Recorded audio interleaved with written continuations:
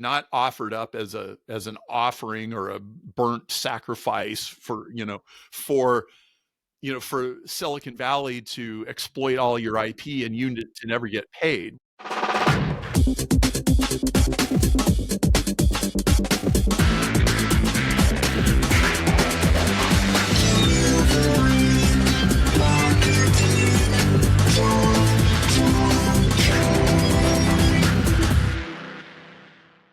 Hey there, and welcome to a brand new episode of Delivering Marketing Joy. I am your host, Kirby Hassman, and joining me today is a brand new rock star, and I really mean it. He is the author of 10 books, including author of 80/20 Sales and Marketing. I love that. He's a business strategist, and he's been endorsed by Forbes and Inc. magazine. Perry Marshall, thank you so much for joining me.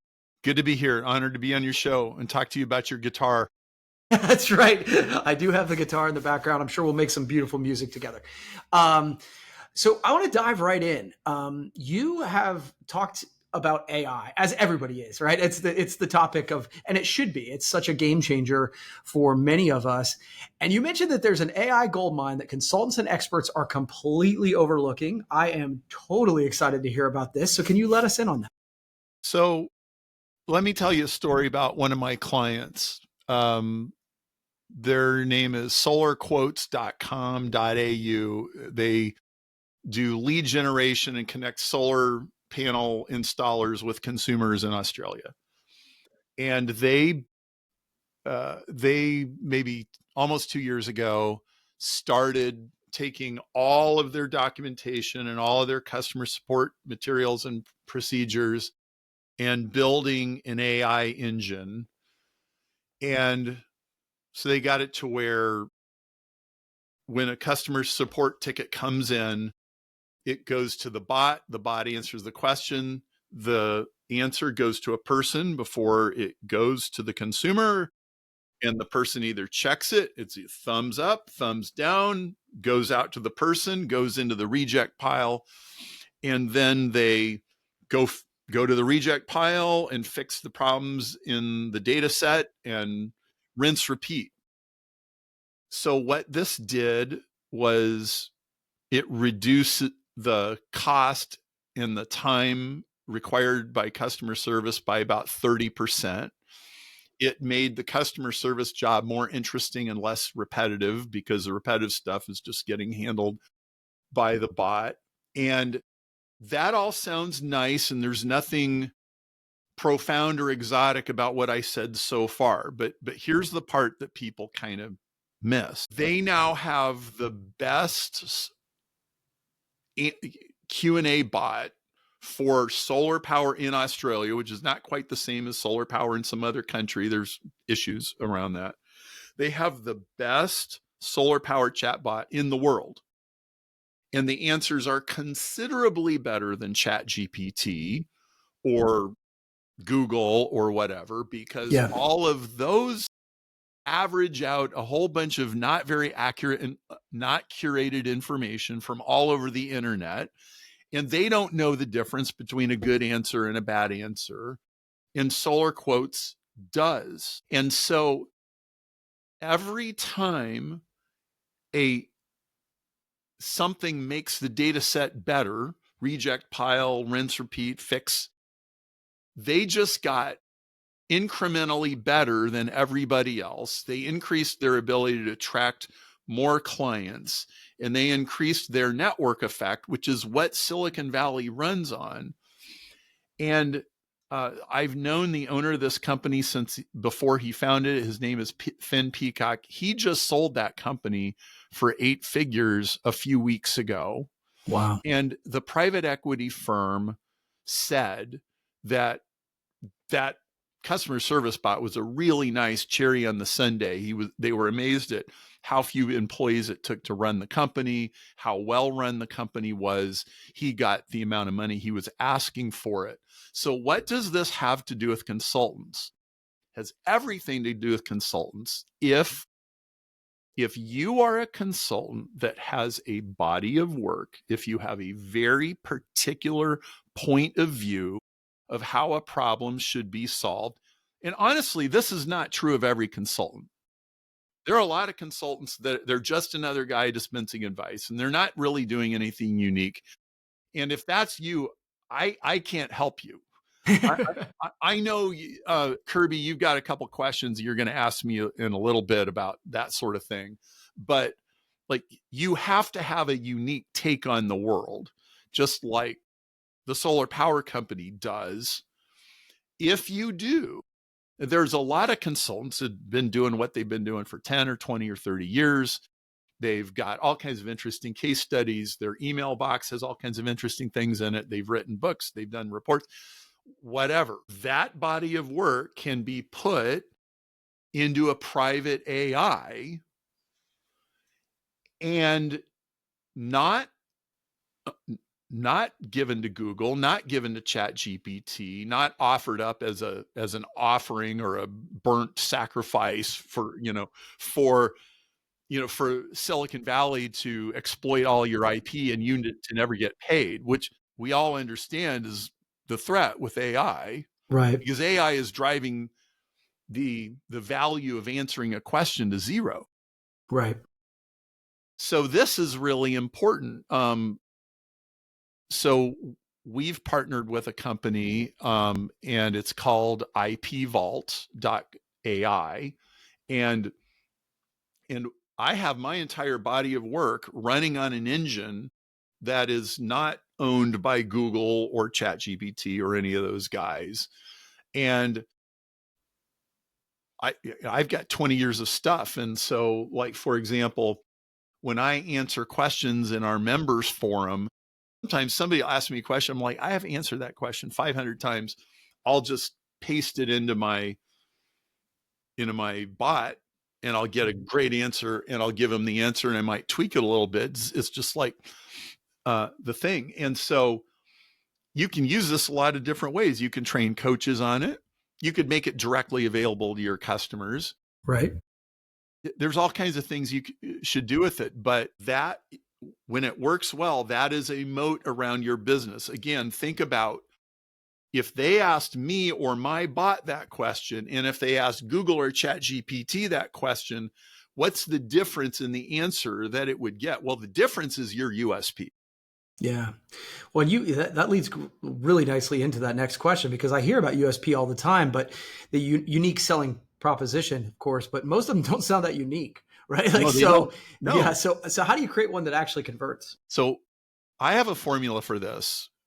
It's called if, then, else. If you are the right kind of customer, and if you follow my process, then you will get this result, or else some penalty that goes back to me, the consultant or the vendor, like skin in the game. It could be you get all your money back, or the CEO has to fly out over the weekend and go fix your problem, or something to where the customer understands that if this doesn't work the way you promised, that you, the vendor, are going to be on the hook. So let's walk back through it. And I want to tell you a story about a dear friend of mine who did this. He started a company called Acepco, which sells pharmaceutical valves that go into tanks that make bioactive medicines in the pharmaceutical industry. And it's a $4,000 valve. This is the most conservative industry in the world. Like if it's contaminated and bacteria get into the medicine, it'll kill a patient and there's a lawsuit. Like, this is how conservative these people are. Tom wrote a guarantee that said, if you buy our $4,000 valve, if it's late, if it's contaminated, if it's the wrong part, if it doesn't work the way we said it would, we will, and if you installed it right, we will send a union electrician to your shop. They will take their welder, they will rip out our valve, they will install our competitor's valve, and we will pay for the entire thing, which is a $40,000 event on a $4,000 sale. And Tom actually had to make good on that guarantee about 4 times a year. Wow. They would screw something up 4 times a year and have to budget $160,000 a year which he considered a marketing expense. They got 90% market share over 15 years in a business where their biggest competitor was a $100 million company. This required him to get all of his processes squeaky clean. Yeah. Now, hardly anybody does this, especially in business to business. I mean, there's all kinds of consumer, you buy the thing on Amazon, you don't like it, you can return it. Yeah, consumers are used to that. In B2B, how many times you buy a $200,000 software package and a year later, everybody is mad. They're like, this doesn't work. And is the software vendor going to do anything about it? No, you called it. Like, we've all been through that. Yeah. Well, you have to make sure you have the right customer in the first place, and you have to make sure that you have clearly defined what the customer has to do. Many times it's the customer's fault it doesn't work. All of us who've sold software or whatever know that. So both sides have to get together, and most of the time the vendor has not defined the process clearly enough to know where all the risks are. And only the vendor can do this. The customer's not in a position to know all the things that can go wrong, but you are. And so the if, then else guarantee, the what do you uniquely guarantee that nobody else will, that is your USP. And that applies to any business. I don't care if you're selling ice cream cones. If you can define something that your ice cream cone will do that nobody else in town could ever do, then you have a USP. Man, that's really good. I like that a lot because I think so many times people really struggle with that. So you've talked, this is one that had me curious. You've talked about the $5 million trap. And so why do you think that the 7-figure desert is the most miserable place in business? Can you talk a little bit about that? Yes. A business that's, we're talking generalities here, $2 or $3 million a year is typically a fairly comfortable spot where the owner is a hyper glorified one-man band. It does revolve around the owner, but they have assistants and they have VAs and they have a sales team or whatever. And it's pretty manageable life. And if the guy gets hit by a bus, the company's probably done with, but good lifestyle business, very typical. I have lots of clients like this. If you try to double that company, it's miserable. Absolutely miserable. Why? Because you're in a catch-22. We're too big to not have systems, but we're too small to actually have the systems. And so really the owner is just running harder and harder and harder on a hamster wheel. And it's almost like paying off a huge credit card debt. Like you spend so much energy just paying the interest, so to speak, that you never really get anywhere. And a lot of people just spin their wheels and they plateau for years. And that plateaus right typically around $4 or $5 million, and they just cannot get past it. Now, there's another like break point, because if you can get up to about 10, you're dealing with an entirely different kind of company. They have systems, they have processes, they have procedures, they have job descriptions. The owner is not at the center of everything anymore. The owner has somehow relinquished his death grip on micromanaging everything and let go of, I'm happy with them doing it 75% right instead of 100% right, but 75% right is good enough. And that's a huge transition. We've helped a lot of people get over that transition. And